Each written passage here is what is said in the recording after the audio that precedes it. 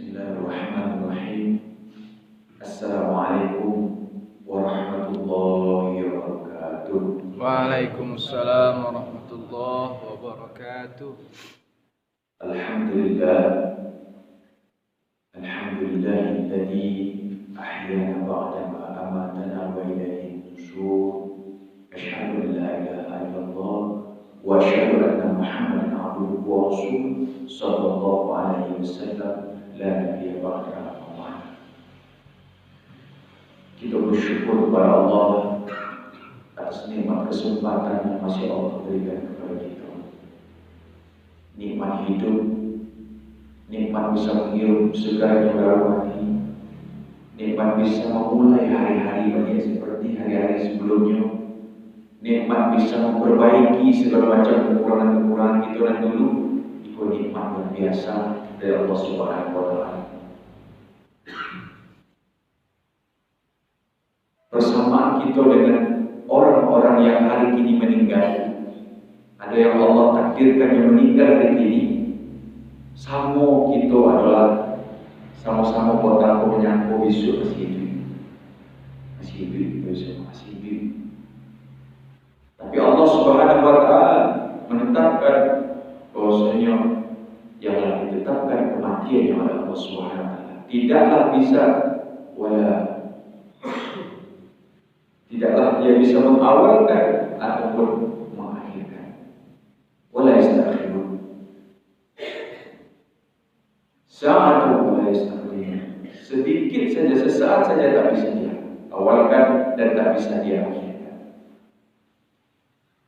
Aku bersyukur bahwa ibu kaum muslimin dan kaum muslimat sidang jamaah subuh Masjid Nurul Falah yang dimuliakan oleh Allah, kita bersyukur atas nikmat kesempatan.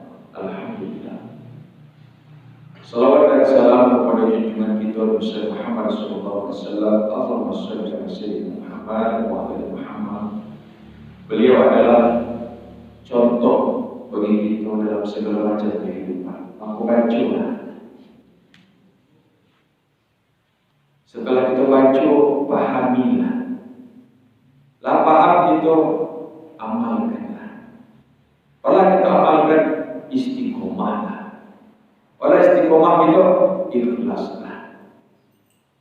Panjang tahapan kita berinteraksi dengan Rasulullah. Tak bisa kita sekedar tahu boleh.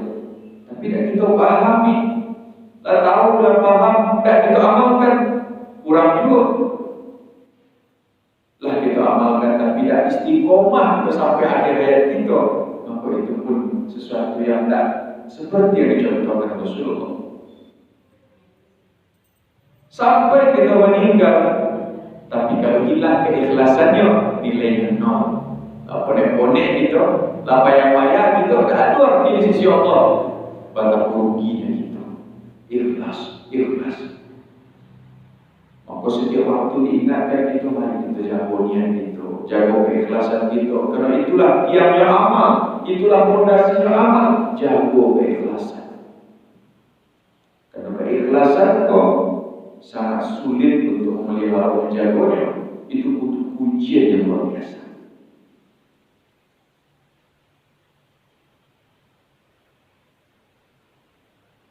Suatu ketika, Bapak Ibu kaum muslimin yang dimuliakan oleh Allah, Abu Bakar As-Siddiq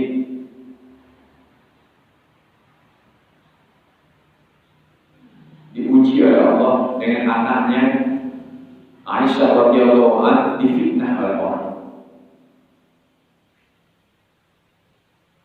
Maka ketika itu ada seorang keluarga Abu Bakar itu yang terlibat dalam gosip, suku menggosip, berjolim, berita itu yang mengecek-ngecek, menyebarkan berita Aisyah telah berbuat tak baik dengan Safwan.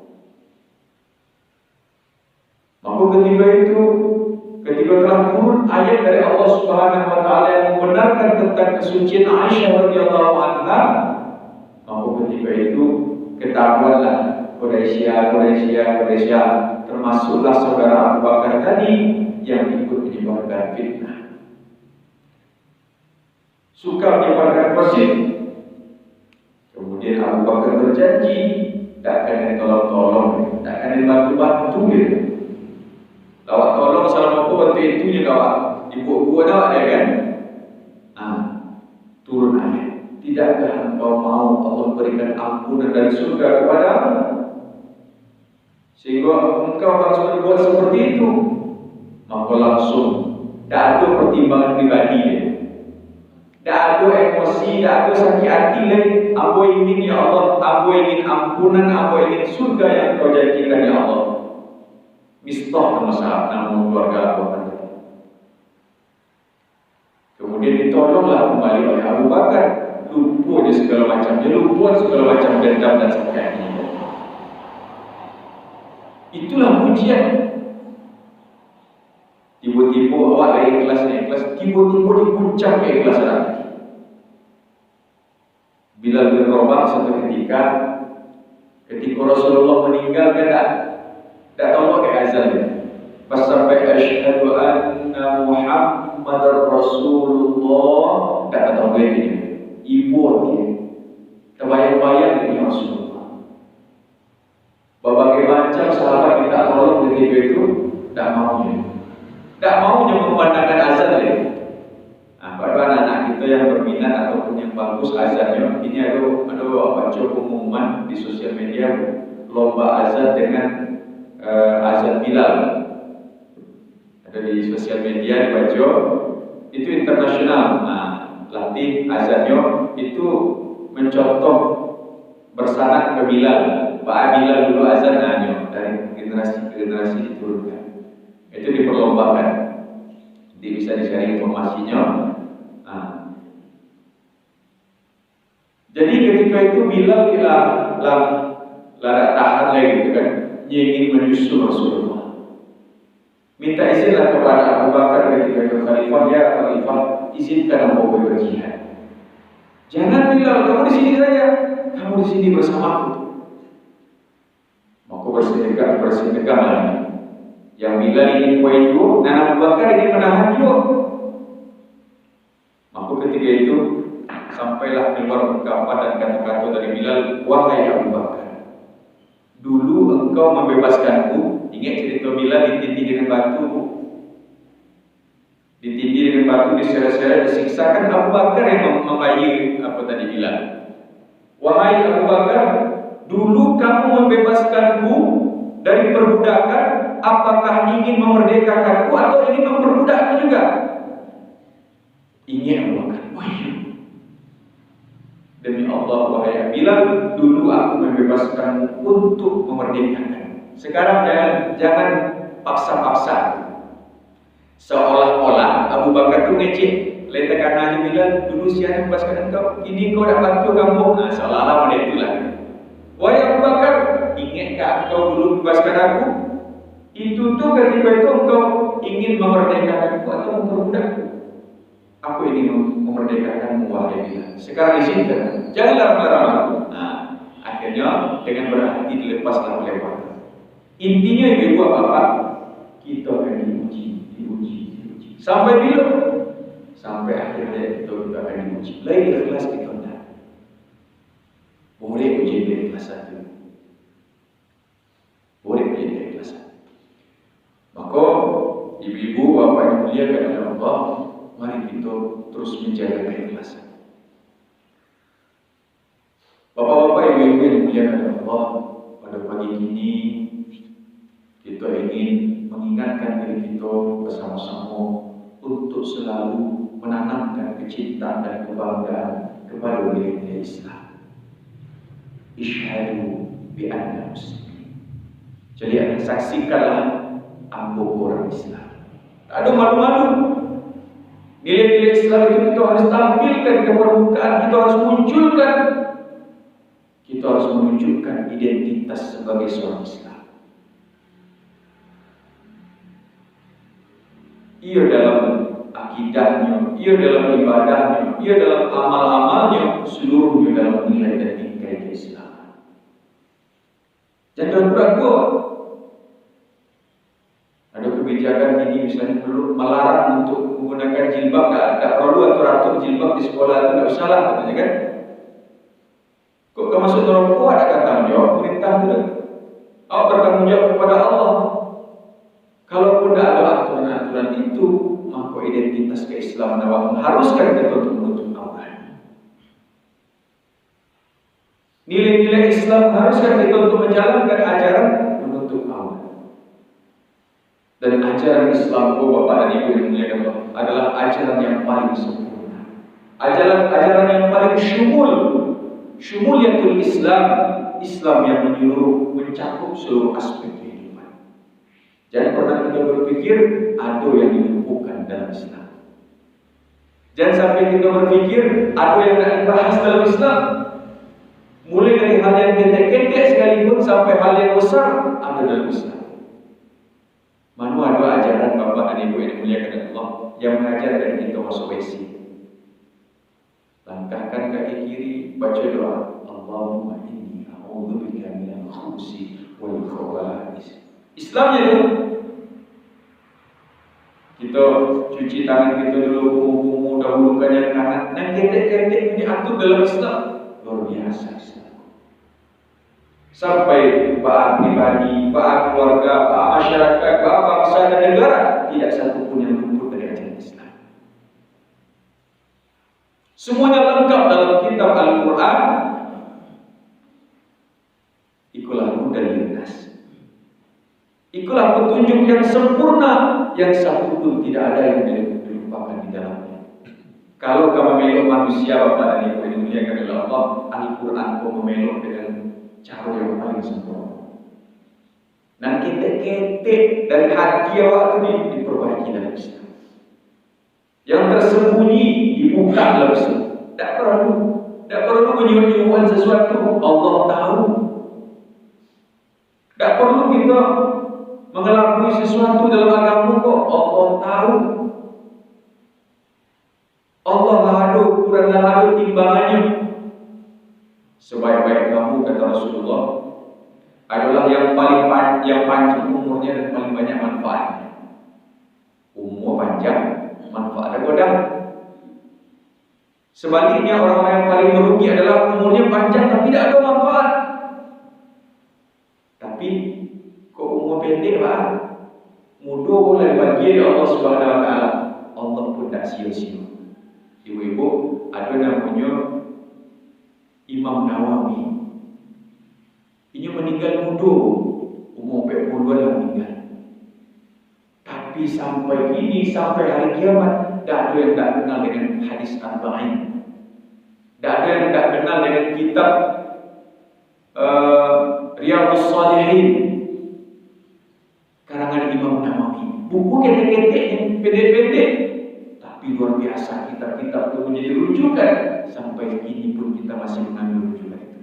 Dipilih hadis-hadis yang sahih itu untuk dipakai, diamalkan dalam kehidupan sehari-hari. Kalau ada di antara hamba-hambaku yang hafal, umatku yang hafal 40 hadis untuk pedoman pegangan hidupnya, insya Allah selamat dunia akhirat. Dipilih 40 hadis, walaupun 42 hadis sebenarnya itu karangan Imam Nawawi. Pendek umurnya tapi godang manfaat. Jadi kau dapatkan panjang bermanfaat. Tapi kalau Allah takdirkan pendek, yang penting isinya.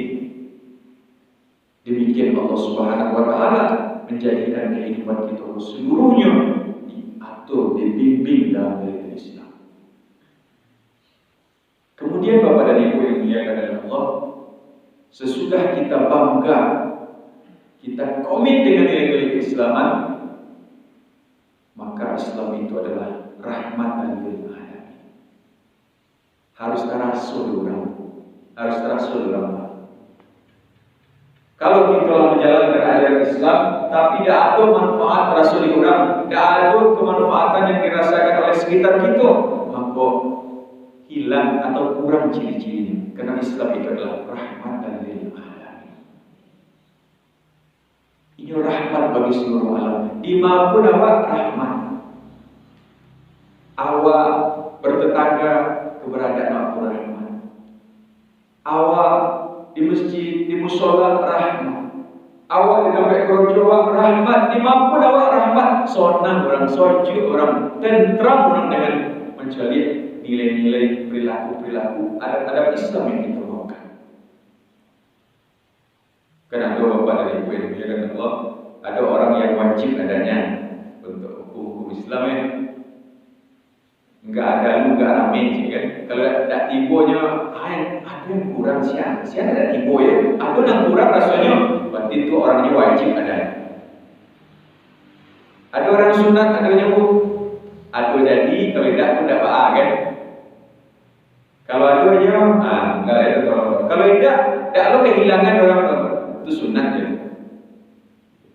Ada yang mubah, boleh hadir, boleh tidak gitu ya. Untuk timun bungku lewat sokaronya tapi tidak dihitung lah. Mubah. Ada yang makruh, orang yang makruh adanya. Kau dapat tidak hadir, betul. Kau hadirnya kacau ada kan. Kalau hadirnya tak nyaman, tak tornan, dapat waktunya. Itu makruh adanya. Ada yang haram adanya. Orang yang haram adanya, kau dapat dia jangan dokter risiko. Kau dapatlah kabarnya meninggal dunia, si fulan dah meninggal, si anu dah meninggal. Alhamdulillah, alhamdulillah. Ada orang yang haram ada. Jadi untuk Jenderal Sudirman ada satu kebiasaan yang tidak dicatat dalam sejarah ibu bapak yang dimuliakan oleh Allah. Hingga biasa sembahyang subuh bersama masyarakat. Ya kan ahli taktik gerilya yang mengajarkan taktik gerilya itu orang Indonesia. Tiba-tiba diserangnya Belanda itu balik di Bukit. Serangnya Belanda Bukit. Subuh-subuh itu kan Belanda lo jago deh. Dia pakai subuh bersama masyarakat. Ya dia ceramah di situ, yang buatkan masyarakat. Akhirnya masyarakat pun memberi bekal untuk tentara-tentara. Maka Panglima Sudirman tadi, walaupun sakitnya tuh paru-paru parah sakitnya. Jangan naik turun gunung, naik turun jonjang itu lah susah semua. Naik tangga Masjid Nurul Falah itu lah susah semua, dua-dua tinggi itu kan. Tapi prajuritnya mengatakan jenderal harus berangkat bersama kami. Kalau tidak ada jenderal, maka ada yang kurang dari pasukan kami. Saya tidak bisa, saya sudah akhir, kami tandu jenderal. Kita lihat di gambar-gambar itu Jenderal Sudirman itu walaupun sakit ditandu. Waktu itu keberadaan Jenderal Sudirman itu wajib ada. Tidak ada di kota-kota besar seluruh Indonesia yang tidak ada jalan Jenderal Sudirman untuk mengabadikan bahwa keberadaan Jenderal Sudirman. Kau dapat besok ketika meninggal, ada jalan nama gam yang mau ada gam Datuk saudara, gam Andri Datuk. Ada jalan yang mengabadikan orang merasa perlu, merasa butuh dan itu. Nah, ibu-ibu bapak yang dimuliakan oleh Allah, rahmatan lil alamin. Kemudian bapak dan ibu yang dimuliakan oleh Allah, dalam berjuang kita memang harus terus mengokohkan diri kita. Nah, namanya kita beriman bahwa elok jangan sanggup dibentangkan karpet juga. Awak kalau elok, silakan lanjut. Ada yang akan menghalang-halang. Ada yang tak senang. Bagi orang tua-tua kita, masoji nak kita buat gereja aja ni. Lalu lewat elok nak buat wah, ada juga nak salah dia. Akan kita temui orang seperti itu. Maka kita harus kokoh pada prinsip-prinsip hidup itu. Ada bapak dan anak berjalan membawa keledainya, dirinya keledainya salah. Lalu ada kendaraan yang dimanfaatkan dan dipakai salah. Masa ada dimanfaatkan? Sudah tu naiklah anaknya, naik anak. Oh sayang pak keledai dan pakai jalan. Aduh tu salah leh. Anak durako. Apa lagi suruh jalan? Ini anak dari keledai kan? Biar awak jalan pak, apa naik kereta pak? Angkat posisi. Aku tu salah ni. Apa aku dah sayang anak? Ketik anak harus dua je. Ini anak dari keledai je kan? Kalau itu naiklah kita berdua nanti keledai mana? Salah je ni. Kau dah berperi kebinatangan ni. Binatang ketik. Kalau malah tu dinaiknya berdua kan? Jadi tak ada nak kontrol dengan manusia. Dan bapak ibu yang dimuliakan oleh Allah, pertarungan pertarungan antara al-haq dan al-batil adalah pertarungan abadi sampai hari kiamat. Sejak Nabi Adam sampai hari kiamat. Nabi Adam itu sudah bertarung dengan syaitan. Dibujuk, dirayu, berbagai macam caranya, diumbuk-umbuk, tak sekali, dua kali, berulang-ulang. Dipakai gaya bahasa yang menarik.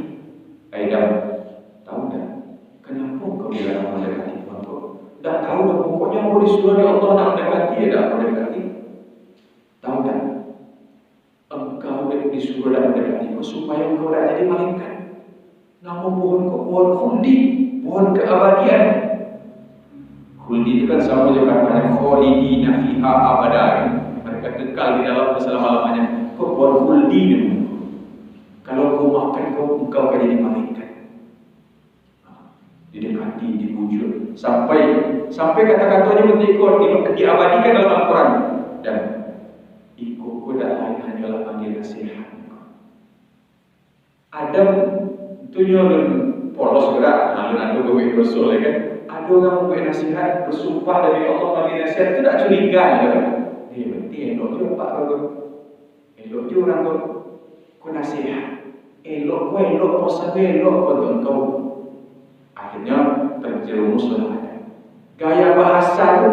Kadang-kadang hati-hati ibu anak-anak kita jadi ditipu dengan gaya-gaya bahasa yang memukau, tapi sebenarnya ada maksud lain di dalam. Itu sejak dulu sampai hari kiamat. Maka kita harus kokoh teguh dengan prinsip kita, jangan sampai goyang-goyang. Kemudian setelah itu kita harus inisiatif, harus terdepan dalam segala macam. Jangan nunggu-nunggu. Kalau ada perbuatan baik, kerjakan langsung. Jangan menunda-nunda kebaikan. Karena kalau kita tunda-tunda, besoklah, nantilah, bekolah, nanti calon, itu dah jadi. Ada kesempatan berbuat elok, buat langsung, lakukan langsung. Karena kalau seandainya kita tunda-tunda, nanti menyesal. Karena penyesalan itu tidak akan ada manfaatnya. Maka kebaikan kalau ada, tolong dia langsung. Maka itu namanya akhlak. Akhlak itu adalah sesuatu yang kita kerojot, kita lakukan tanpa berpikir. Lama-lama langsung otomatis. Kalau akhlak kita suka menolong, maka langsung kita tolong. Kalau seandainya kita tersandung batu, apa dan otomatis keluar dari mulut kita, itulah akhlak. Istighfar kan kita, baca doa kan kita, atau misalnya kita sebut nama-nama binatang misalnya kan, itulah akhlak. Apa yang otomatis keluar dari mulut kita. Jadi kita harus terdepan dalam segala hal. Nah, kemudian tentu apa kebaikan-kebaikan yang kecil yang bisa kita lakukan dalam melayani orang-orang yang ada sekeliling kita, itulah akhlak Islam yang baik yang harus kita tampilkan, yang harus kita munculkan. Maka Bapak dan Ibu-ibu yang dimuliakan oleh Allah, itulah komitmen dengan Islam. Maka dalam surah Al-Ahzab Allah ingatkan kepada kita, tetaplah komitmen. A'udzu billahi minasyaitonir rajim. Minal mu'minina rijalun sadaqu. Rijal risiko Bapak dan Ibu, itu bukan laki-laki artinya, tapi kepemimpinan maskuliah. Di ayat-ayat lain yang lain banyak kata-kata rijal itu laki-laki dan perempuan. Di antara orang-orang mukmin itu ada rijal yang benar, sadaqah. Apa yang benar? Ma ahadallahu alaihi, terhadap apa yang mereka komitmenkan kepada Allah. Berjanjilah kepada Allah untuk tidak akan pernah meninggalkan ibadah salat wajib. Berjanjilah kepada Allah akan menunaikan puasa, membayarkan zakat, janji kepada Allah. Janji berbuat baik, janji meninggalkan keburukan, janji kepada Allah. Bukan itu. Faminhum man qada nahbahu wa minhum man yantazir. Di antara mereka ada yang sudah meninggal, sedang pegang janjinya, sedang sholat subuhnya berdingin-dinginnya kau saji dipanggil oleh Allah, sedang baca Qurannya dipanggil oleh Allah, sedang berbuat baiknya dipanggil oleh Allah. Di antara mereka ada yang meninggal dan di antara mereka ada yang masih menunggu. Awak kau menunggu giliran sendiri Bapak dan Ibu. Tapi wa ma badalu tabdila, mereka tak sedikit pun merubah apa yang telah mereka janjikan kepada Allah. Sampai mati kita akan jago nilai-nilai Islam kok. Amalan-amalan yang sudah kita pegang kok, sampai mati kita akan jago.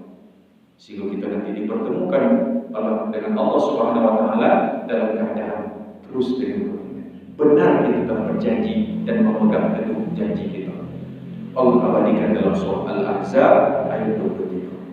Bapak dan Ibu yang dimuliakan oleh Allah, mudah-mudahan kita semakin bangga dengan keislaman kita, semakin berbuat dengan nilai-nilai keislaman itu, dan insya Allah hendaknya dengan nilai-nilai itu bisa semakin banyak orang mendekatkan diri kepada Islam, mencari solusi dalam Islam, karena hanya dalam Islamlah satu-satunya solusi yang bisa menjadikan kita selamat hidup di dunia dan selamat hidup di akhirat.